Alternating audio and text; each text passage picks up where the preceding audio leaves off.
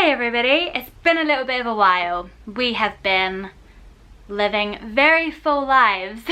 We've been staying in our friend's beautiful place down at the mountain for the last month, basically so we can just have some super fun family time in the snow in the middle of winter here in New Zealand. My older child is in her flow zone doing snow sport. She just loves the adrenaline and the independence that you get on the mountain. So we kind of just wanted to prioritize that for her.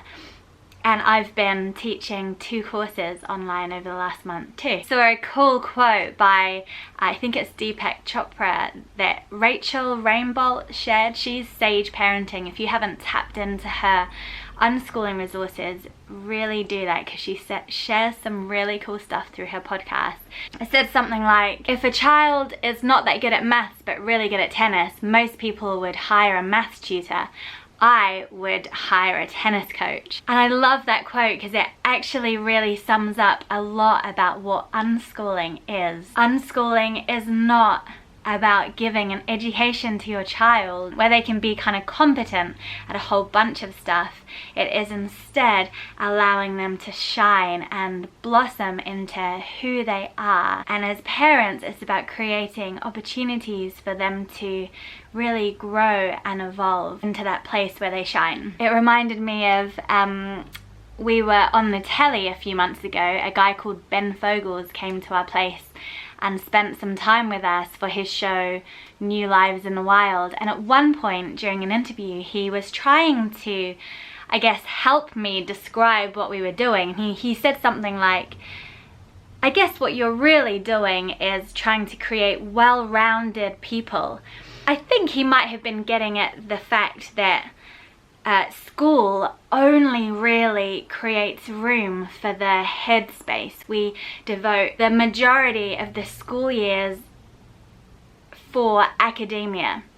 And if you don't fit into that academic box, you're kind of shunted off or unvalued somewhere else. And I guess he was saying a great education is one where not just the head stuff, but the heart stuff and physical stuff, all of that is just as important. And on one hand, that would be really lovely. That would be way better than what we currently have, where we prioritize the head stuff.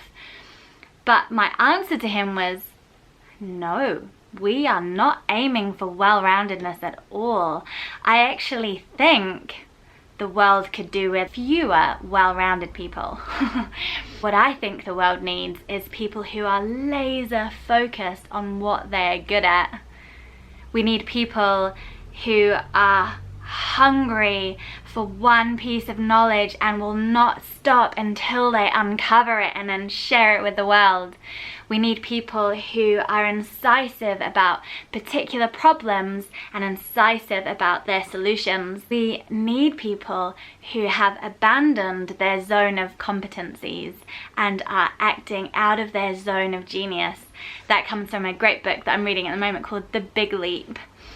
And it's taken me to my late 30s to realize that that is how I best serve the world, is through working and existing in my zone of genius and not trying to be a bit good at a load of things, but abandoning ship and diving into what my particular unique skills are. And I'm reading this book, The Big Leap, and it's so obvious that that is the opportunity that unschoolers give their children. The space and the encouragement and the support to really grow into who they are without any expectations or manipulation or coercion or nudge to be a little bit more well-rounded. And so who are the best people to teach your kids? Well, if it's about them becoming who they are, it's probably them. And a team of loving, supportive adults creating space around them so they can just unfold. I don't think teachers are obsolete. If you're a teacher and you're watching this, oh my goodness, the passion you have for your topic and the passion you have for learning and for children flourishing is so awesome, and the world needs it. But don't you want to teach kids who want to learn what you've got to offer them. My vision for the future isn't one where teachers have to be sacked and become vloggers or something. It's one where teachers can really do what they are created to do and really share the thing that they're passionate about with people who want to hear about it. A lot of people say, well, what does a future look like without school? We can't have a future without school. I've got a little bit of a sense about what the future might look like in a post-forced education world. And I would love for teachers to join in the conversation while we envision a future where we aren't forcing kids to learn stuff they don't want to learn in a way that doesn't suit them. But in order to do that, we do have to have somewhat of a collective admission that school is failing our kids, and not what we have at the moment, which is a collective blindfold. We are blind to what school is doing, and we're making parents feel bad for listening to their gut when it says don't send your kids back to school. For any cool new invention to come into being, there has to be a recognition that the old model is obsolete. And that, I think, is where we're at right now in this point in history. We have to take off the blindfold and say this is not working, it's not serving the future, it's not serving our children, it's not serving families.